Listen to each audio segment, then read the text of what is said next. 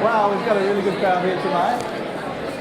大家好，欢迎你们到 smcakl Social Media Club Auckland. Welcome to Asian Persuasion Night.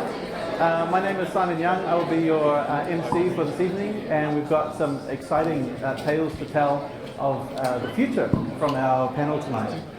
So the topic is Asian persuasion, but we're also going to be talking about the rise of chat-based apps and how that is changing the future of marketing.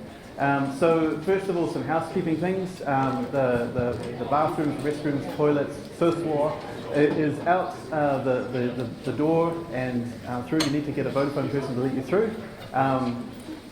Just want to thank our sponsors. You see our sponsors around the place with not only their names but their Twitter names. So first of all, let's meet the panel. So we got Rebecca Dai from Tourism Holdings, talking about Ritz. Welcome. We have Jenna Wu from Pin Solutions and from her own channel, which we'll be hearing about later. And we have Ben Lynch from a startup called Jude, which we'll be hearing about. And he's not Asian and neither am I, and that's okay. And as I said, my name is Simon Young. I'm from a company called smcakl. We do Chinese marketing for Kiwi businesses, and we are one of the sponsors tonight. So I won't ask for a round of applause. Thanks to Vodafone for this place that houses us every time. Black Room NZ for the photography. You guys are all looking fantastic. Thanks to Black Room here. The video, Epic Beer. We have a giveaway later on for the best tweet. So think about, don't think too hard because these things come spontaneously, but think about the best tweet that's going to win the box of swag you may have seen on Facebook. They're including a glow-in-the-dark Hop Zombie t-shirt. Rock it on. Charlie's Drinks, streamer bringing us this Twitter wall. Interlike, Bloggers Club, Control Room, In Vivo Wines, lots of things to drink. Phoenix Organics, Long White Vodka, and Socialites NZ. Awesome. Okay. So, now, if you don't already have WeChat, who has got WeChat on their phone? That's cool. If you don't, and you want to win one of the prizes tonight, which is a consultation with smcakl, please download WeChat because it's compulsory to win the competition to be on WeChat. So just go to WeChat.com. If you're not on the Wi-Fi already, the details, it is social media is the name, welcome to the future is the password. So get downloading WeChat. And so just a bit of a context before our panelists get into things. Chat apps, they're kind of taking over the world. A lot more people are using them than ever before. So why did we arrive at the subject tonight? Why Asia and why chat apps? Well, there's a number of reasons, and that is apps like Kakao Talk, WeChat, and Line are actually taking over the way we do live. So we're going to hear a little bit tonight about how WeChat in particular is the app. It's basically the internet in China. I have met, I think, and I know a lot of Chinese people because of my line of work, I think I've met 2 Chinese people who do not have WeChat. that's not statistically significant, but anyway. And they're not the only offering. We've also got Line coming out of Japan, doing essentially the same thing. A certain generation would look at these apps and think these are just people talking to each other and sending emojis. But as you can see on the list of what they do, all 3 of these providers are becoming banks in their own right. They're actually becoming a key piece of infrastructure in the way we do things. And what Ben will be talking about later on is the evolution from apps towards chatting. It's an interesting idea at the moment. It's still in its really early stages of evolution, but the idea being instead of having to design a whole app, we could interact with the things that we want to do by chatting. That's already happening in China through WeChat, in Japan through Line. So we're going from home screen to inbox. So for those of you who've got WeChat, please scan this because we have the Twitter wall, which is our covering off the western side of the world, but we've also got WeChat because we want you to not only hear about WeChat but actually experience it. So come and join our group. And I've warned the panelists that the really attentive people in the crowd look like this. That means we're super engaged, so no worries. So now I will hand it over to, I just see another, no, cool. I'll hand it over to Bex to tell us a bit more about what you're doing with So basically, what a big brand in New Zealand is doing specifically in China. Thanks, Beck. Sure. Can I have that? Oh, the clicker, yes. Just left and right. Yeah. Okay. And your slideshow will come up shortly. Okay. So I think that maybe just waiting for the slides to come up and introduce a little bit about myself. I think like many of us sitting here, I came from China as a student about 16 years ago, so a while ago. Started my journey as a student and went to uni, found a job, found a husband, worked here and also in Switzerland globally. And agency side, and also moved to client side. Is it right side? Okay. Oh, how can we do? Okay. Yeah, here we go. Okay, figured out. So I work for Tourism Holdings, so THL. Probably haven't heard the name. If you have, it's listed in New Zealand Stock Exchange. We do campervan hiring. We build it and we sell it, and we operate in New Zealand, Australia, the USA, the UK, and in South Africa as well. So it's a global brand. You probably have heard Brits, Maui, mighty campervans running around the country. We also operate, own and operate Watomo Global Caves and blackwater rafting down Watomo, and big green bus running around in South Island and North Island, the Key Experience bus. So pretty full on offerings in terms of tourism, and certainly one of the largest tourism companies in New Zealand. I joined THL about 3.5 years ago, and that's been a great journey. Started as a digital specialist in digital marketing, and China, being Chinese myself, is always my focus. China's growth has been dramatic, really dramatic. So you see busload of people coming to New Zealand, they're visiting everywhere. They want to do self-drive, they're taking out campervans. So really is how do they find us and how do we best serve them? So I think that I start off by showing you this. I'm not sure if you can see. This just came out about a week ago. So Mary Meeker, so she's a guru of all things internet. Every year she does a whole 200 pages of internet report. One of the slides I found really interesting. Not sure if you can see that well. It basically says 70% of Chinese people's time spent on the mobile phone. And you can see if you zoom in, and it's really owned by 3 big tech giants: Tencent, Alibaba, and Baidu. And all of 3 are in the top 10 tech companies in the whole global landscape. And then if you look into it, what apps are people are using in China? It's the WeChat, it's Weibo, it's QQ. Lots of it, we don't even use it here in New Zealand, but that's what the Chinese people are spending their time on. Then that's my point, what I'm getting to is we really want to be where the customers are. So about 2 years ago, so all the self-drive customers who want to hire campervans, they find it really difficult. They have to look up and Baidu translate to every single word we say on our English website. So first thing we did embarking on the China journey is to build and design a Chinese language website, brits.cn. It's .cn domains, people are very familiar with in China, it's not .com, .co.nz. All the content translated, images curated, selected, and familiar. It's mobile ready as well. So first thing we did, we want to be China ready digitally. And then we did an audit in our whole business. What do we need to be China ready? So not just digitally, we want a website people can build with, book with us, but also how do we interact with this group of customers? And operationally, what do we need?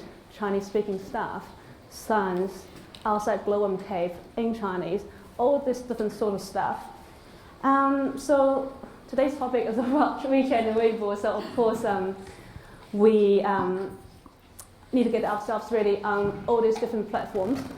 They're huge and really difficult to embark on. So these 2 screenshots, one on the left-hand side is our Brits account, and then also we have a Watomo on there. I'm not sure if you wanted me to go into details of what sort of features they have. Yeah, nay?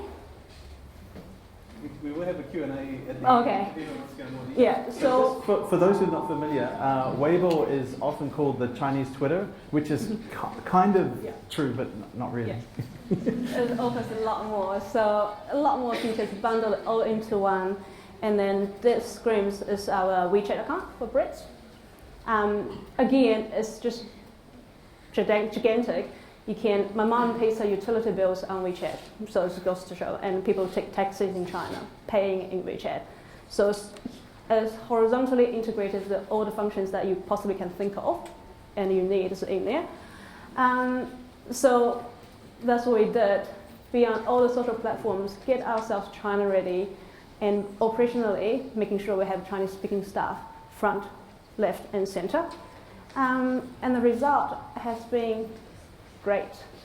So China, for our self-drive camper van rental market, has grown from number 8 in New Zealand to number 5 this year. And this is really interesting also that the second thing I want to talk about is what next.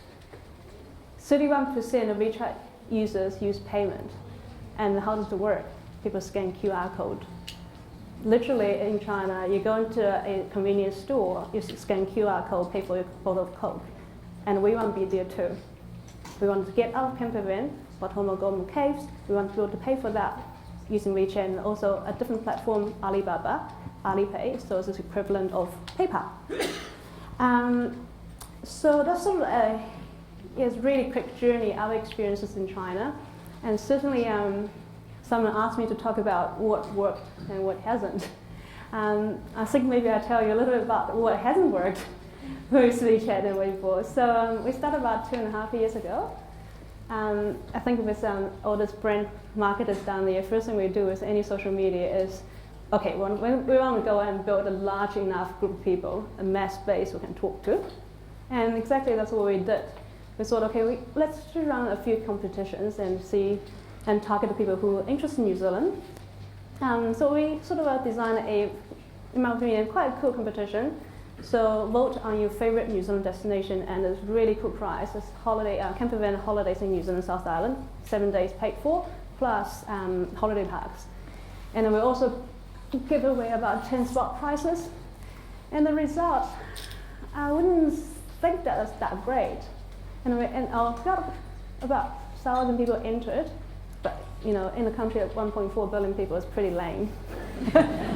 So we analyzed that what hasn't worked in our campaign, and quickly realized that maybe it's the price itself. The entry level is just too high. People are not ready in the mind to come to New Zealand just right now.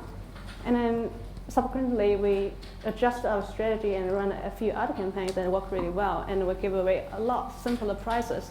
Can anyone take a guess what that might be? Cash. Sorry? Cash. That could work, but legally we're not allowed to do that. So, people love gadgets. So selfie sticks, cameras, as simple as that. So from there, we really built a large enough audience base, and they are really loyal. From there, we're seeing people interested in our products and coming to really learn our journey and our stories. So that's what sort of hasn't worked. Another thing that didn't work quite well is how quickly we wanted to be on this journey, but we were not prepared. When we first started WeChat and Weibo, we turned every single possible function on. So chat function was pretty much straight on, and realized that we cannot serve this group of people. And as we all know that Chinese, we literally on WeChat all the time, we want instant response. And people are interested in our deals and interested in our brand stories. They want to learn about all this itinerary we provide, but they ask the question, but we're not there. So that's another mistake we made very early on. And we decided, no, we want to be operationally ready, have our Chinese Mandarin speaking staff in the key places. So another thing didn't quite work. Can I just ask about that? Yeah. Because so the expectation is there that if there's a WeChat subscription account, much like a Twitter account, people can ask questions. So did you resource to meet the need, or did you turn that function off? No, we didn't turn it off, Yeah. but our response rate is way too slow. Oh, okay. Wait for 3 days because it all came to me. Oh, yes. So my WeChat got really bloated, Yes. so we decided that's not quite a good way. So how do we convert these people? Online, offline, people helped us works a lot. That really worked for us, but in a different way. So we found out we just could not cope with the demand, but instead what we could do is open we say in here, 0800 free toll number, but in China it's 400. So have a toll-free number and transfer that with Chinese greeting messages. So transfer that to our ops team. So we have reservation teams stand by 24/7. So that goes to the call center. So that takes off the demand of one person, me, but empowers others to that job, do that job for me, and that works out really well. Because people, it is quite interesting concept driving a camper van, and people do have lots of questions. They're not sure what side of the road do we drive. There's lots about self-driving, education, making sure there's no accidents on the road, no Chinese customer hitting anybody on New Zealand Herald. So, and also that people have lots of questions about where to stay. How do I empty this wastewater cassettes? Do I park in the holiday park, and how do I charge and recharge the battery, and all that different questions. So that really is a long conversation you could not have on social media. So that needs to go into what we call a booking host team. Do those questions then inform your content strategy going forward? Absolutely. Yeah, because it's frequently asked. Yeah, I think that telling a story is quite important, and very quickly we found out we need a strategy with our content. We need a content pillar. So that content pillar is not too different to our Facebook or Instagram. We want our brand story in an authentic way. We want to build trust. We want to interact and engage.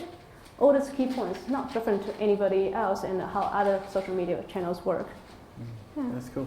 So one thing that Western brands often struggle with, just because they don't have the context of living in China and seeing how people use social media, is that equivalency. We like to think Weibo is Chinese Twitter and WeChat is Chinese WhatsApp, which it really isn't. So what would you say if you had to choose, 3 key differences with how people actually use social media compared to in the West? What would you say they are?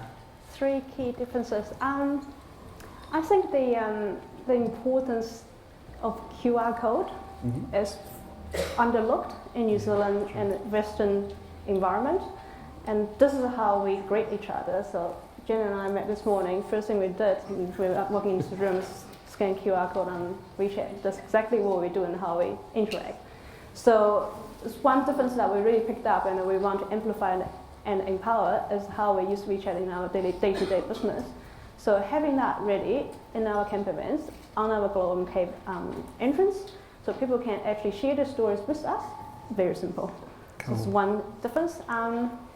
Secondly, I think that is how integrated WeChat and Weibo is as an app. So I think that this morning I was telling Simon as well, and Westerns, on my app or on my phone, and probably lots of yours as well, you've got at least 30 different apps you're constantly switching in between. So you have Facebook, you have Message, and then you've got WhatsApp. But in China, really is WeChat. You play with games. WeChat is the internet. Yeah, WeChat, it is internet. You pay your utility bills, you chat to your friends, it goes through people's news feed, as we call it, moments in WeChat. And yeah, everything else is done in one standalone app, and that's it. That's cool. So I think that in that sense, it makes a marketer's job a lot easier. Is how do we build our offerings around this and really serve that purpose of what people are looking for. Cool. Thanks, Bex. That's awesome. So that's a really good example of a quite large New Zealand company doing social in China. Another kind of trend that I see coming up is the rise of individual brands, and that's been a topic of interest before. Okay, cheers. Hello. Yes. Where was I? Oh, yes. The individual brand. So that's a topic that we've looked at in New Zealand. We've had YouTubers, that sort of thing. That's also definitely the case in the Chinese community. And so Jenna is an example. Well, not only does she work for a local consultancy called Pin Solutions, but also in her own right, she's part of a duo that is highlighting unique talent in New Zealand and in China. So, Jenna, let's hear about what you're doing. I'll steal your microphone. Yeah. So hello everyone, and feel a bit underqualified sitting next to those two wonderful panel. And yeah, I'll just give a brief introduction about myself. My name is Jenna Wu, and I work for Pin Solutions as marketing and account manager. And we are cross-cultural design consultancy. And a part of work, I'm actually a fresh graduate from Auckland Uni with urban planning background, which is a bit strange, but I'll explain to you later. And apart from that, I actually have operated a WeChat official account, and it's actually introducing young talents around me, which I'll actually give you a brief introduction about it. So that I just click on. Dylan, could we just have the other PowerPoint? Sorry. Yep. So I've got 3 things. It's okay. That one. Yep. Yes. That's my company's brand, Pin Solutions. Yep. As I said, it's a cross-cultural design-focused consultancy. And next, I'll introduce you my little brand, Choose TV. And you see, the other lovely girl is my partner, who is actually based in China, Beijing. And our positioning of our WeChat official account is, with everyone's story is worth telling. So we're actually introducing young talents around us. And you can see all these young faces. Like in the middle one, she's a great photographer, and next to her is a great actor. And yeah, for example, the lady to the left, she's actually an English teacher based in China, and and she's pretty, obviously. So she's actually a part-time model. So what I do is I introduce her, all her talent, and I write article about her. I do an interview with her and show all the talent she got. And I think it provides a publicity platform for her as well. And she actually owns a Taobao shop. So that's why she needs a publicity. And the girl to the right, she's actually an excellent architect, and she do all the handmade models, and she's a great photographer. So just going back there, Yes. right, so Taobao is kind of the Chinese trade me. In a greater scale, I guess. Much Yeah. bigger scale. Excuse me. And that is my latest post. It's on Lawrence Larson. If anyone you may recognize, he's actually a talented original songwriter, Kiwi songwriter, and he's really popular, famous in China. He actually participated in one of the biggest original song contests called Sing My Song, and he's the finalist. So you can see I introduce all the talents, all the young talents around us, and yeah, everyone's story is worth telling. That's my headline. And now I'll actually introduce you guys a great mechanism through WeChat. It's called a word. Like I call it a word. It's actually in Mandarin 赞赏. It's actually award the originality of the author's work. So, for example, for this article I wrote, and I got 50 people to actually award me. They actually appreciate my authorship. So that's actually real money. Yeah, the real money. Very real. You see, there's like 50 people award me, and my boss is one of them. Thank you, Kylie. So actually, I receive money to my like WeChat pocket, and I can transfer to like New Zealand Bank, whatever. Fantastic. So it's actually real money. And yeah, I really appreciate that. I didn't know like WeChat has that kind of a mechanism, because we're like as content generators, which is right, and we never expect we're actually gonna make profit out of it. and I do it as like a leisure rather than a business. But after that, actually, I can actually make a profit. As you say, like every single one is actually a brand. Now it's actually making profit. So that's how I feel. Like. So for those of you who've already joined the WeChat group, Daniel from LadyPay has been showing us what red envelopes are. So that's an important part of Chinese culture. Every special occasion, there's a red envelope. In the real world, the tradition is you sort of refuse it. Oh, no. Oh, okay. But in the online world, it's like, give me that. Yes. And for anyone who don't read Chinese, it says, feel like winning $100 million. That's what I feel. No. And yeah, see, that's my, actually, beside all the glorious part, actually I feel difficulties, like I encounter difficulties. For like, yeah. For like a content generator, like I care about the readerships, I care about the clicks. Once I check, the article I wrote for like 3 hours, it only receives like 500 views. I'm like, all my hard work is actually only for those kind of numbers. So actually, while we're doing this, we're wondering, is our positioning right?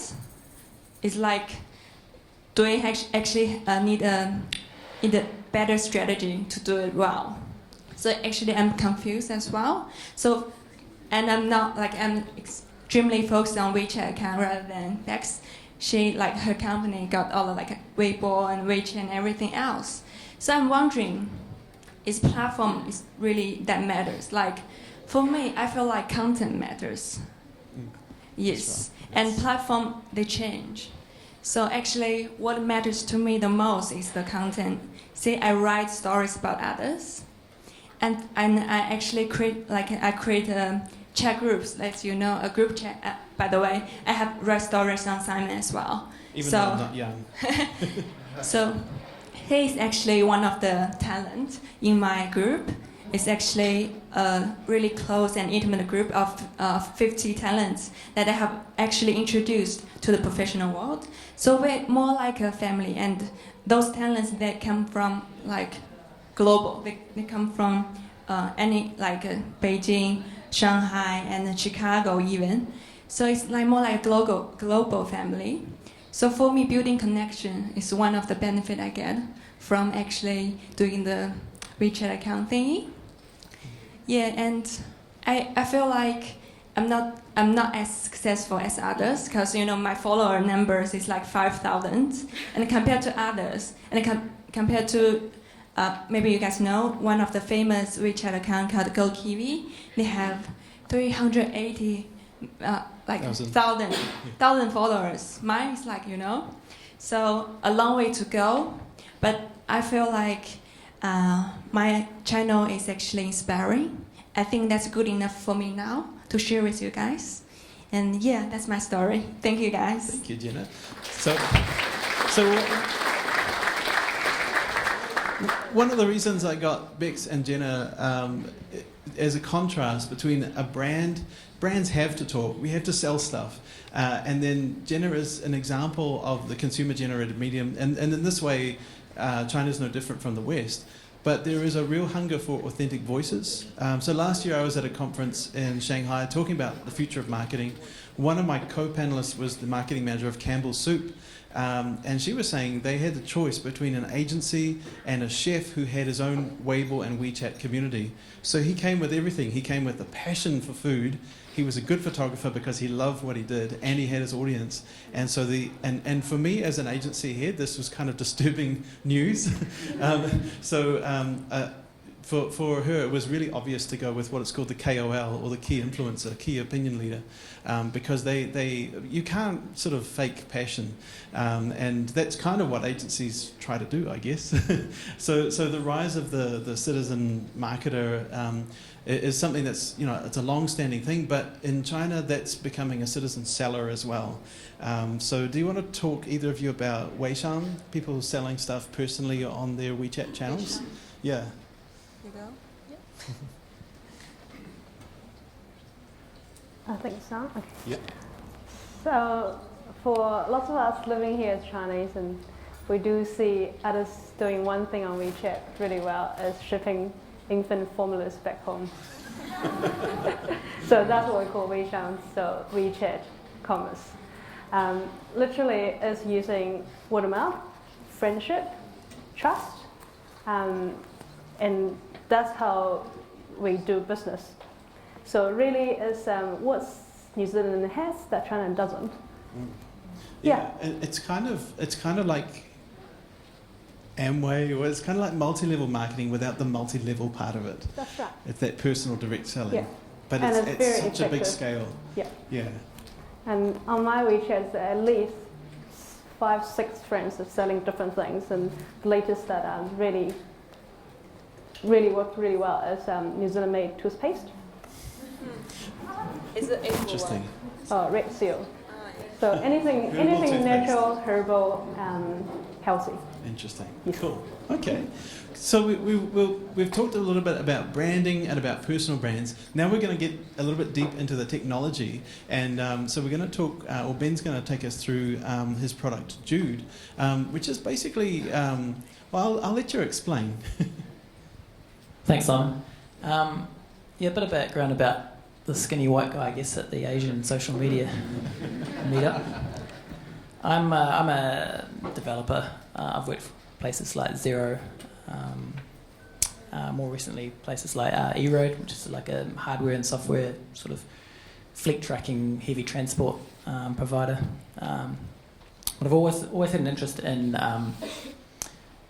finance, and particularly banking. It's kind of the last great industry to be disrupted by startups, and many people have tried and failed, and I don't expect myself to be any different, but it's worth trying because it is a really big industry that can be disrupted.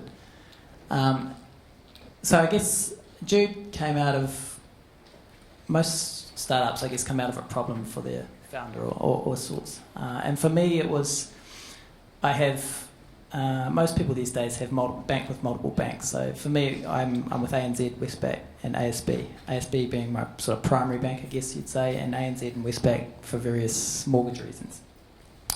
And so for me, it was, one was being able to just basically check your account balance without looking at 3 different apps. And then the other key one that really made me look at this was, I don't know if anyone's, I'm sure you'll have, but being charged unarranged $10 overdraft fees by your banks. And there's probably a few people from the banks here, so come see me afterwards. But so for me, that's really annoying because I would say go into $2 overdrawn on an account. I might have $5,000 sitting in my account right next to it, and you're going to charge me $10 for going $2 overdrawn. It's actually $20. $20, yeah, okay. What bank's that? Terrible. Have I got the app for you? Anyway, so that really frustrated me. So I, being a developer and someone that likes automating stuff, I basically screen scrape my own site or my own details, and on the hour, every hour, I go and check all my accounts, and if there is an account overdrawn, then I take money from a predefined account and I make sure they're all topped up, so I don't get charged $10 unarranged overdraft fees, which was costing me about $70 a month, across the 3 banks. So that solved one problem, and then I thought, well, there's other things the banks, I mean the banks could be doing these things, but they have other priorities, which, you know, that's fine. But for me, that was a problem. And then another thing we had a couple of rentals actually, one in Wellington and one in Queenstown, and you're forever chasing your tenants to pay their rent. Like it's an annoying thing. And so I wrote a script in the same platform that says, check this account on this day at this time, and if the money's not there, then notify me and the guy that's supposed to be paying his rent, either via text or email or something. So it just takes, at the moment, banking as I see it is a lot, I have to log in and find the questions, or find the answers to the questions, where mostly in all other industries in software, it's more about the software telling you when things change. So it's push and not pull, and banking is kind of the wrong way around in my opinion. And you know, there's plenty of reasons why they don't do these things, you know, but they're on one of the oldest technology stacks in the world, and it's really hard to change, and there's regulations and there's all that sort of stuff, which is fine. And so for me, I developed this just for myself, and then a couple of friends and family said, I get that problem, maybe I could use it. So I thought, oh, okay. And so I sort of had it running in the background for a year or so over my accounts. But only recently, I went down the idea of monetizing it via, native apps or a web app or all of the above or whatever. But it's just really hard to get people to download a new app.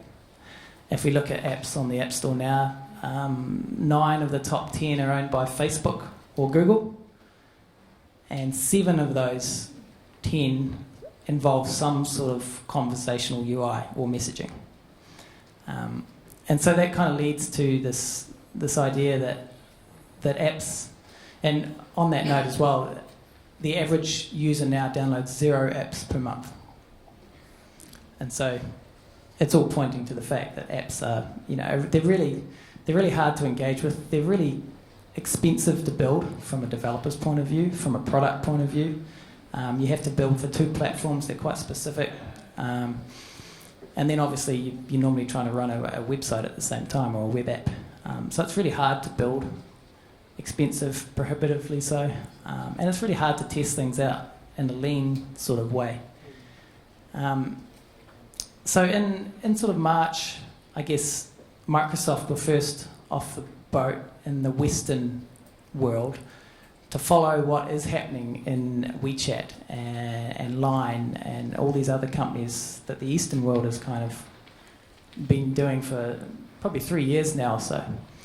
And so Microsoft said, okay, we're going to open up, in their build conference in March, they said we're going to open up their platform for bots, basically. So a bot is something that is automated with some level of artificial intelligence that says, I can ask a question as a sentence, and there will be some sort of computer in the background that classifies that sentence and sends back a response. So Microsoft were first. Facebook then said, hey, Messenger, this is in the year prior, they pulled Messenger out of Facebook and made it its own platform in its own right. And then so in April, Facebook widely, as was widely predicted, opened up Messenger to be able to, for bots to be able to, third-party developers to come in and say, basically like an API. So you can now leverage their platform and their 900 million daily active users. So it's as simple as adding a new contact to your to message, and you can start interacting with an app. I think the example Mark Zuckerberg used was 1-800-Flowers, saying you'll never actually have to dial that number again on the actual phone. That's right. And there's all sorts of, I think CNN were first off the list, and Bank of America were also one of their sort of pre-customers that got in early and then said, this is what we're going to do. And then next off the rank was, who we got left? Obviously we had Apple yesterday. And who else do we have? Google. Google had last month had their Allo framework, which is basically AI chats. And then obviously the big one finally yesterday, Apple turned iMessage into a platform and opened up Siri via their SDKs, which was again widely predicted. So in English that means kind of a WeChat clone, as one headline put it. Yeah, it is. And I think these guys, these guys aren't fools. They're the most resourced companies in the world, and they would have looked at what's happening in China, and the levels of engagement you get via chat are by far and away greater than anything else, than apps or than websites or anything else. People feel comfortable and familiar with chat interfaces already. People already know how to use them.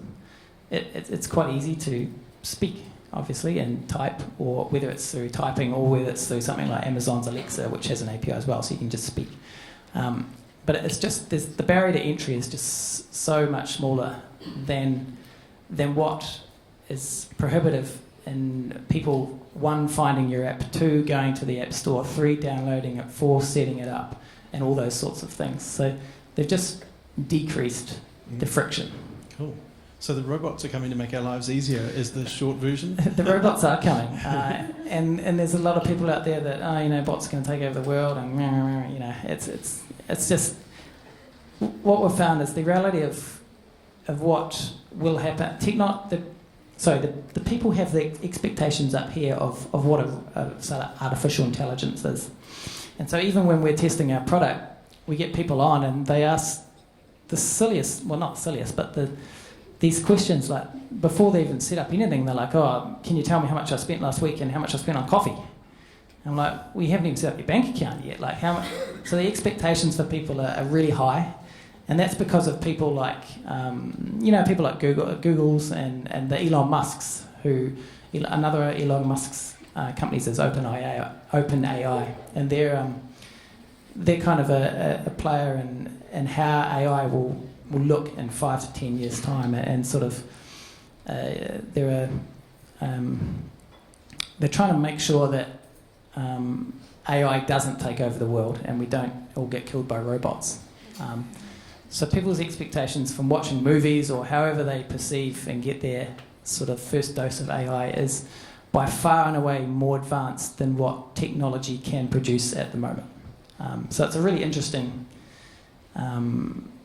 conversation to direct people back to having it's really an artificial narrow intelligence, we call it. So it's really scoped to a small set of things and then sort of under-promising and overachieving, which is what most software should try and aim to do. Which is really hard when Hollywood does a great job of... Absolutely. We expect C-3PO. We expect the...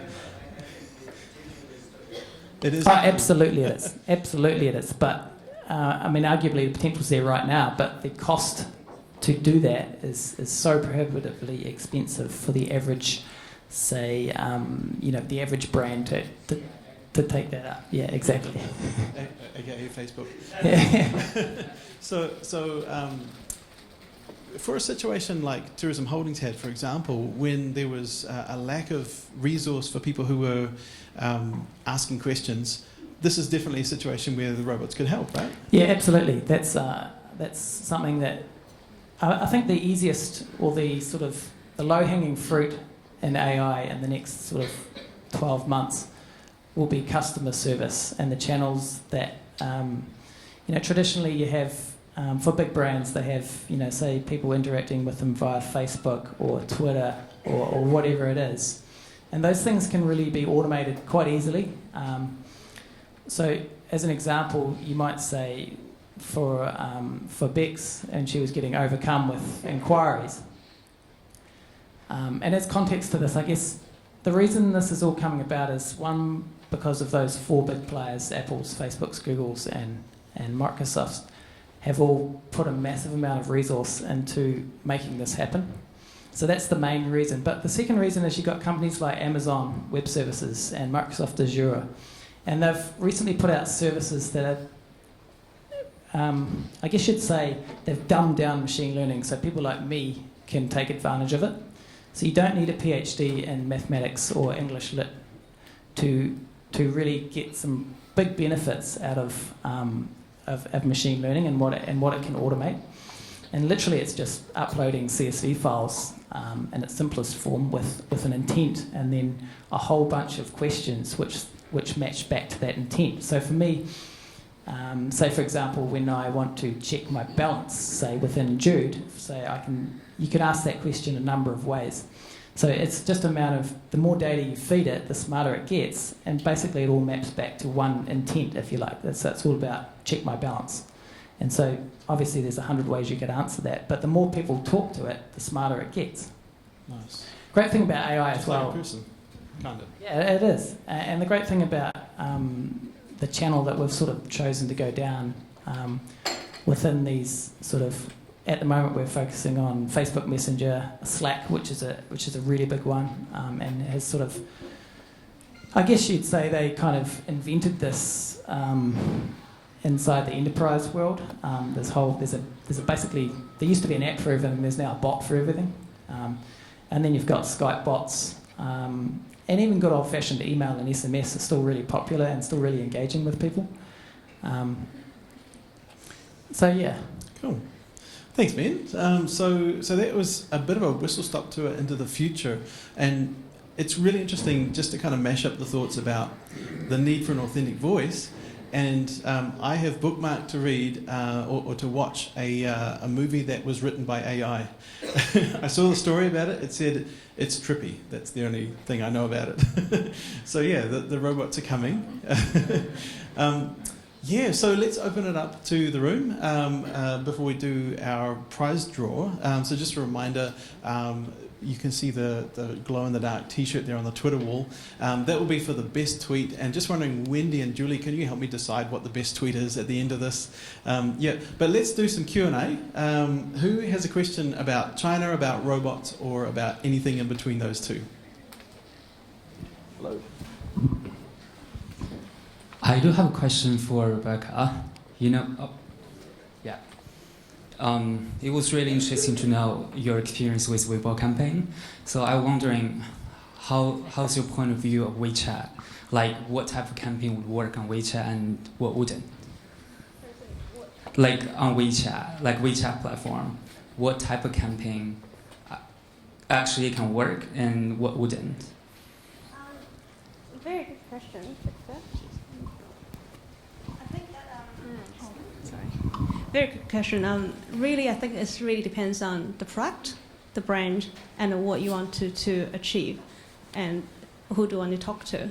And for tourism, it's really is the product you're offering and matching the intent. I think Ben's saying that my takeout today is really is the intent. What do people want to do, and what do you offer? And just getting this two matched up.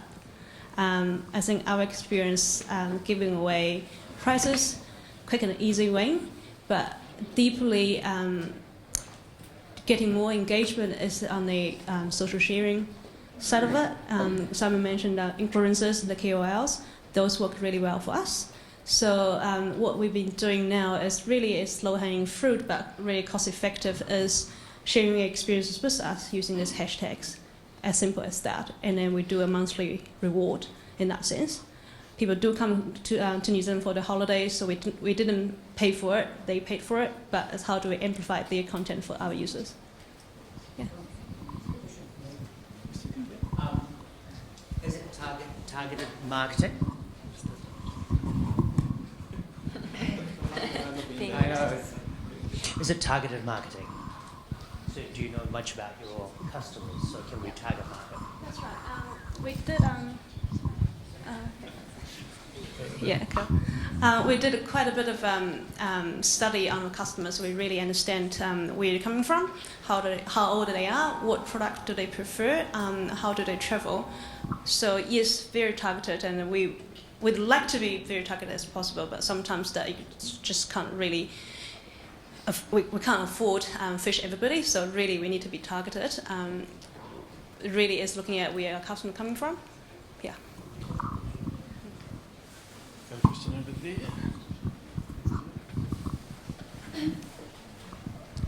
Hi, this one's directed to Ben, but could actually be answered by any of you. You made the comment that bots are largely going to be in the quick wins, the low-hanging fruit sits in customer service. In the short-term fruit, the people who are working on the bots are putting just as much work into virtual personal assistants, VPAs, who are going to be doing exactly the same thing bots are doing, but on your side. So in 5 years, it's just going to be my bot talking to your bot.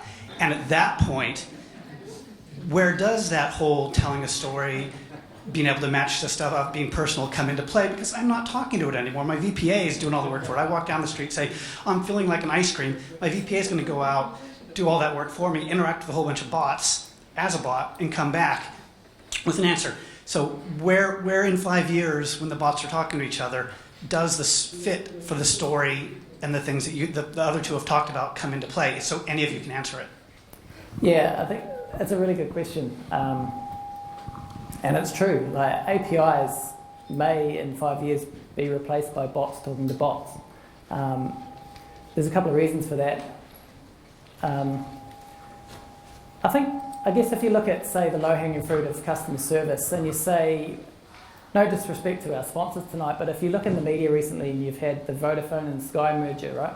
So can you imagine trying to get hold of customer service when those two guys, if you're trying to, imagine the call times for the waits there.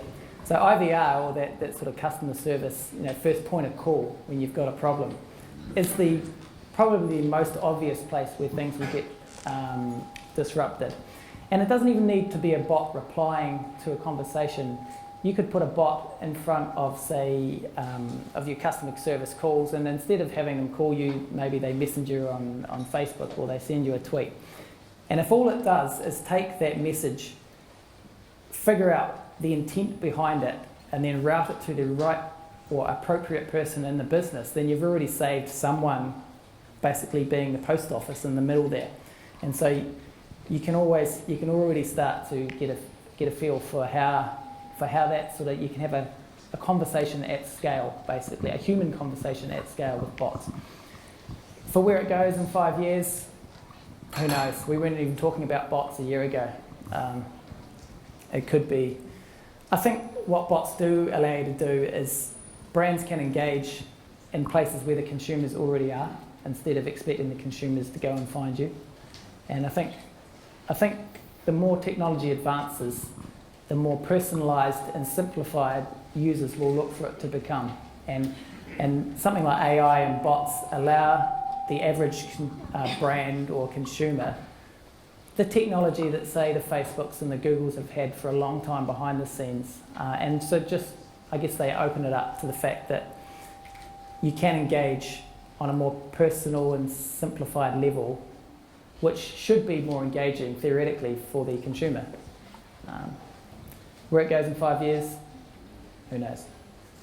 That's the joy of technology. Yes. Okay, do we have another question? Yep. Cool.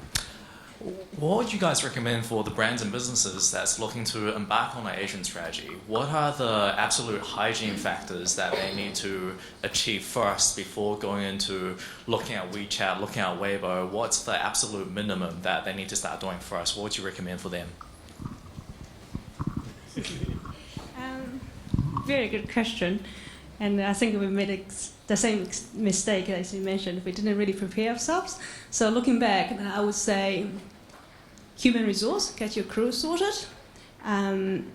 Be patient, because things will take lots of time. If you don't have a registered company in China, it's shit hard work, really. So again, have a little bit of budget. And if you want to run campaigns and promoted posts, things like that, and yeah. So patience, have your human resource sorted operationally, and then have a little bit of budget. But really, as I think we all know that the best content is actually free. Earned media. I would really echo that in terms of knowing your market. Do some competitive research. Companies like Facebook apparently spend a year, they have people on the ground in market before actually opening an office. So that's not a bad idea if you've got as much money as Facebook. But what I did on a really, shoestring kind of thing, I got to know Chinese culture through actively participating in Chinese social media. So now I'm doing a Mandarin language online video show, and the question I get asked a lot is, how long did you live in China? And I go, well, I've visited 6 times, but I haven't actually lived there. And people are so surprised. My answer is like, I live in Auckland. So we're really lucky to have like micro Earth here. the whole percentages of the population in Auckland is roughly the same as planet Earth. So there's opportunity to get exposed to the culture that you're going into. But also online, geography doesn't matter so much. So actually, sponsor plug here, we're doing a webinar called China Marketing Exposed, which helps walk people through that kind of stage. Whether that's a company looking at their China strategy or whether that's just an individual, we're thinking about real estate agents, tourism operators, and trading, people in export and trading who just want to kind of walk a mile in their partner's shoes, because New Zealanders don't generally do that. We tend to believe that the way we see the world is just the way the world is, and we don't realise we have a culture. I'm talking about Pākehās here, generally speaking, whereas Kiwis who go overseas generally are aware that, okay, it's a different world out there. So in terms of the individuals and also the company, just really try and dwell in that world a little bit more, and listen. And especially about things that you think should be reasonably easy, never are. we just in the last few months we've had some ridiculous things like having to send a signed contract in the mail with a company stamp. And we don't even have a company stamp. So I went to get one from the company stamp makers, and they said, we're starting up a whole division for people doing business with China. I was like, wow, that's interesting. We forget that New Zealand is one of the top 3 countries in the world of ease to do business. I think, and I'm not sure if I'm making this up, I think China's number 197. Japan and Korea perhaps a little bit easier. So yeah. Next question.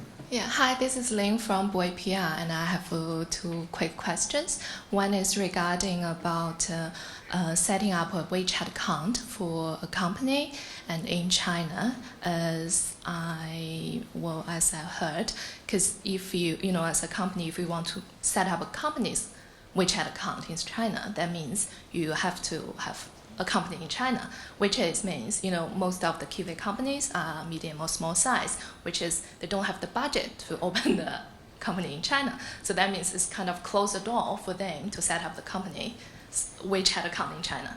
And another way, a simple way, which is you just use your personal WeChat account to rename it as a company's WeChat name, account's name. But this is easy, but on the other hand, that means for those Chinese people who never heard about your company, and then they check your company's portfolio from WeChat, they will quickly find, oh, this is a personal account. This hard to build the trust and connections with them. So I'm kind of like in a dilemma. So I'm trying to find the solution to helping, our clients and the companies to solve this. And this is one question. And I would like to hear, those experts' personal experience. And the second one is, yes, as a company, as a brand, especially a foreign brand, if you target on the Chinese market, you need Weibo and WeChat. Social media is really, really important. But also, like Rebecca mentioned, also depends on what kind of products you sell. For example, if you sell skincare products or food products, you actually have those products on your hand. So you can take a photo or you can write keywords and post on the WeChat on the social media, because as you may know, the social media information is overwhelming. So most of the people, they spend on chatting those information for one post, probably just a few seconds. If you, let's say for those skincare or food products, they saw the picture and they know the keywords, they remember, and then they will check other information. But for example, for tourism company, it's hard to do that because we don't have actual, products could post just for a few keywords. Most of the time, you write some experience and shoot some beautiful sceneries. So because I'm also trying to find the way, and I heard lots of my friends in the first or second tier city in China, they said actually they are more prefer to receive. Well, they more prefer the traditional way, which is to receive the emails from the companies or from the tourism agencies that have special deals for every a month or 2 or 3 months. So they remember this and they keep the emails. Once they make or book the family's travel plan, they will remember where to track those information. So I'm also would like to hear. So there's 2 questions there, right? Yeah, sorry. So question number 1 was about how to set up a company WeChat account, which is definitely, it's a dilemma for pretty much every company outside China that doesn't have a wholly foreign-owned enterprise or a joint venture. I read a rumor today that Hong Kong companies can sign up, but it's unconfirmed rumor. But that would be so cool because Hong Kong is one of those 3 easiest countries to do business. The second question, if I can summarize it, was products are kind of easy to sell because there's a thing.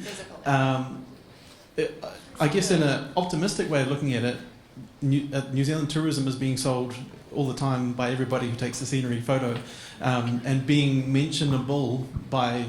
So there was some research done by Ministry of Business, Innovation and Entrepreneurship recently that was saying tourism businesses need to get geotagged. So when somebody's actually posting on their moments, they can just say, "Oh, I'm at Waitomo Caves, for example, and that will then link people to the right information. It's as simple as that for some of them. But that's really interesting about the email. We were talking this morning about how email is kind of, it depends who you talk to. Email is either really dead in China or it's doing really, really well. I haven't heard anything in between. So thanks. What's your thoughts on starting up a WeChat account? What's your experience been with you guys? Yeah, definitely it's hard. And Simon, sure you mentioned that if you're a New Zealand registered company, it's hard to get an account, but it's certainly the agency here to help, and Simon yourself being one. That's exactly how we did ours, and we'll never really in the next 2 or 3 years have an office ready in China. But really, if you want to be where your customers are, you find a way. And then emails. And I think that's really interesting questions. Again, I think it's understanding your customers. Do they use WeChat? Do they use email? And in our case, is that customers do want to receive emails about the important travel date when you're picking up your camp events. So those emails are important. And later on, they do want to hear about from us. And if they've been to New Zealand, then they possibly want to receive email about camp event travels in Australia and where's the best place to go. So, yeah, if you have the time, why not to do both? Okay. Do we have any more questions? Hand right at the back there. We've got a microphone there. Oh, yes, we do. So I have 2 questions for Gina. I'm one of the followers your account. Yeah. So just want to know how long do you need for writing an article, included interviewing time, and also how do you balance in your study and your writing time? Because I know the Auckland Uni is very busy for especially when you have final on the way, and you also Yes, thank you so much for your question. And my professor is going to ask the same thing. And actually, writing and interviewing people is not taking as much time as you imagine. Approximately, I'd say 3 hours. Actually, we actually do it just online most of the time. We just add friends on WeChat and we chat a bit. And I say her all his moments, so I get a brief understanding of who she is or who he is. And then actually I ask questions I care most. For example, what's your major, what's your talent? And they provide material for me, like photos, videos, and story of themselves. So basically for me, I just getting to know them well as a friend, so I know what's the selling point of them, and then introduce them to the professional world. And yeah, I'm struggling between study and my curricular work. As you know, I'm an urban planning student actually. So while it's a bit tricky, and so I turned into marketing sphere, as you noticed. I'm not very. I'd say I'm a mediocre planner, but I feel like I can do better in marketing sphere. So actually, I transfer my career path into marketing. So I think it's quite inspiring for anyone who actually want to switch. I think as long as you keep doing something you love, and you make a difference, and people will see you. And there we go. I'm sitting here at the panel. I feel honored. Thank you for your questions. Hi there. I know many of the audience here are probably familiar with influencer marketing, but in Australasia, the audiences that some of these influencers have are very small.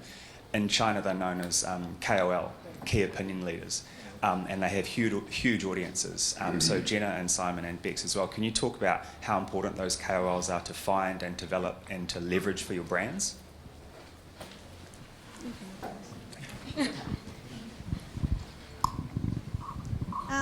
It's a very good question, and that's what I spend lots of my time on, is identify who they are. And often that even brands like ours, we don't really have the budget to afford celebrity, but celebrity do find us, and it's a different story altogether. But often for us, it's the grassroots travelers. They're looking for different experiences. and it's something that we can offer, and they are influential in their own way, not necessarily on WeChat or Weibo, but in other other websites that is a key channel for us to find them. For example, in China, very influential website called Zhongyou. So it's the portal and answer to the Lonely Planet for backpacker markets. So lots of people posting hundreds of pages of their travel itineraries, and just to prove the point that they are opinion leaders, and then do have beautiful photographies. So those are the places that we look for. And often those are the best content that we can ever find. So yeah, it's one way we find our influencers. And so by doing that, we're getting our names out there, and we just had a Chinese answer to Justin Timberlake. And they got married in, got their pre-wedding photo taken in Watomo Glowworm Caves. That has been searched and shared thousands and thousands of times. So opportunities do come along and knock on your door. So yeah. And there was the famous example of Yao Chen, who has the most followers. She's like, in terms of follower numbers, it's like Justin Bieber and then her, right? So she got married in New Zealand. That wasn't part of the deal, right? That was just she wanted to get married here, That's right? So that was, but she was at that time the ambassador for New Zealand. But I do remember telling one of my friends in China, oh, she's the ambassador for New Zealand. And she goes, oh, that's interesting. She's the ambassador for our instant noodles brand as well, and 65 other brands. It's like, oh, well, that's interesting. So there's been studies in the West looking at people like the Kardashians, who lots of people will see their tweets, but not many people will click on them, not many people will pay that much attention to them. They'll see them, and it just becomes like wallpaper, whereas what you're talking about, the grassroots, is really important. And when we're trying to choose KOLs for our clients, it's an art and a science, and sometimes process thinking, I'd love to make it more of a science. We want to know, just how many people, just the numbers, but it really is about the quality of those numbers and the engagement and passion, which is a very unquantifiable thing. That's right. And I agree with you, Simon. It's just thinking about our experience, that why the celebrities, Nikki Wu, Wu Qilong, and Liu Shishi, so the Chinese answer to Justin Timberlake and Kanye West and Kim Kardashian.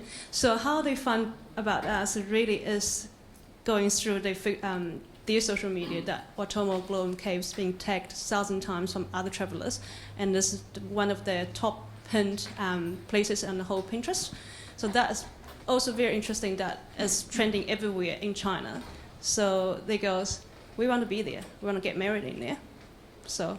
And some things like that are very much, it's like when somebody gets a certain kind of dog, everyone wants that kind of dog. So like Waitomo becomes that lucky place for, how long does that effect last?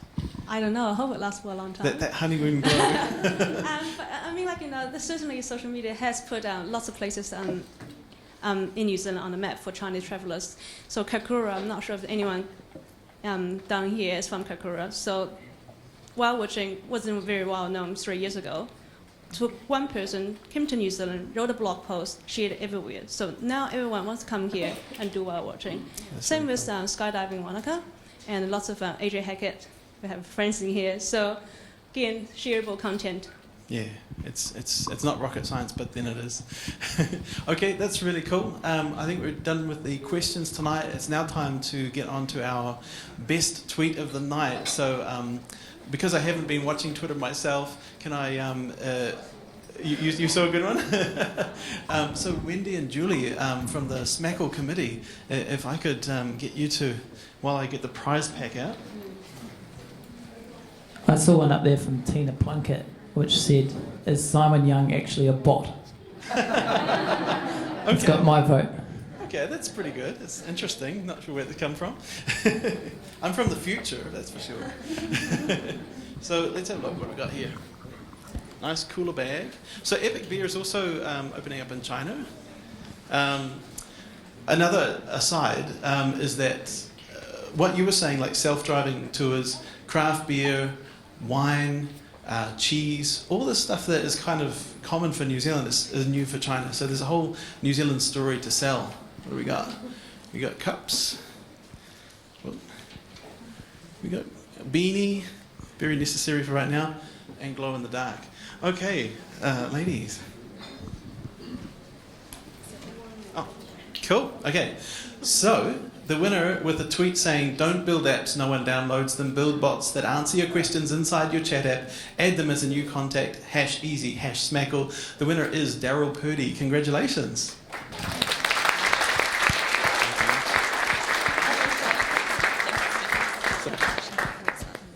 Yeah, cool. Yeah. Cool.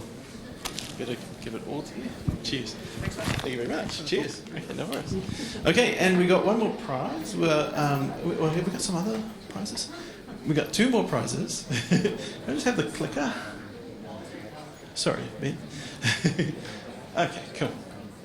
Alrighty, now this is already won. We just need to find out who won it. So if you're in WeChat, I put a very big hongbao red envelope. Well, it wasn't that big actually. It was only 10 RMB total, but it was real money. I mean, that's the exciting thing when you're first in WeChat as a Westerner and you're used to social media just being talk, and there's actual cash involved. That's pretty exciting. So let me find it. Not that one. Win was the name, and we're looking at the one who was the luckiest. Da, da, da, da, da, da. Okay. I don't. Okay, I'm going to have to disqualify the winner because she works for me. Sorry, Phyllis. So coming in second. No, actually. No, it's Emma. Emma, congratulations. Where's my...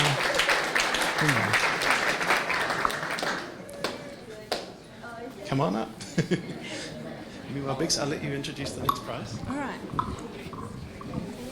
Question. Oh, it's all right. I've got 3 tickets global. Okay, do you want to have each of questions a bit more?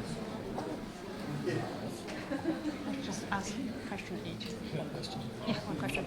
Please. Yeah. So, for those of you who didn't win the prize, which was all of you except for Emma, if you are interested in getting in on WeChat, if you're not Chinese, if you don't know what it's all about, but you would like to, China Marketing Exposed is, just go and visit. There's an ebook that we've written, it's free. It's about how to use WeChat to learn Chinese. So I said before, people ask me, how long have I lived in China? But I lived in WeChat instead.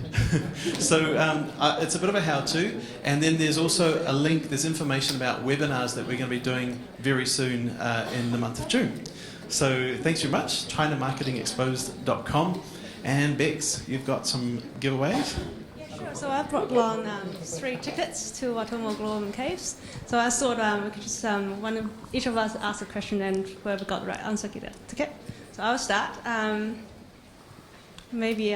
Okay, so it's about THL, of course.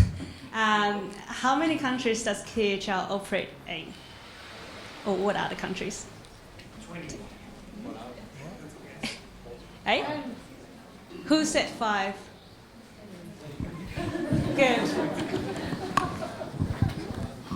So do you want to take a question? Come on up. Think about a weird question. A question, right. Actually, it's probably easier if I give away one. So there's a tweet just up there I see from Sam Kamani. And he said, I wonder if the market for conversation, language and translation bots will get saturated much faster than mobile apps. Absolutely it will. It'll get everyone and everyone will hammer this thing. So I'll give Sam a thing that Bex brought along. I didn't bring anything.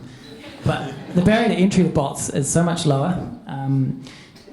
Literally, the way Jude works is, if you're familiar with Amazon Web Services, you basically leverage, say, Facebook's platform. It hits Amazon API Gateway, it hits a Lambda function.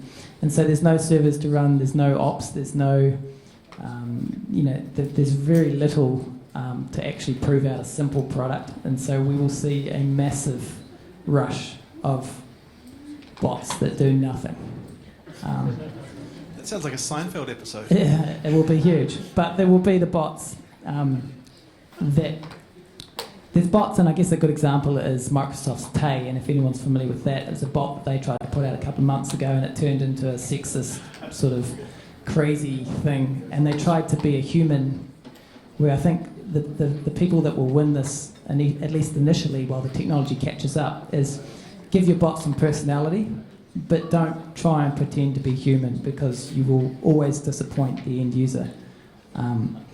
And so I think that's where we'll end up. So that's Sam. Right? So that's for Sam. Awesome. Good question. Cheers. Okay, my turn. WeChat users watch out. What's the amount of the active users of WeChat? Anyone knows? 6.9 million.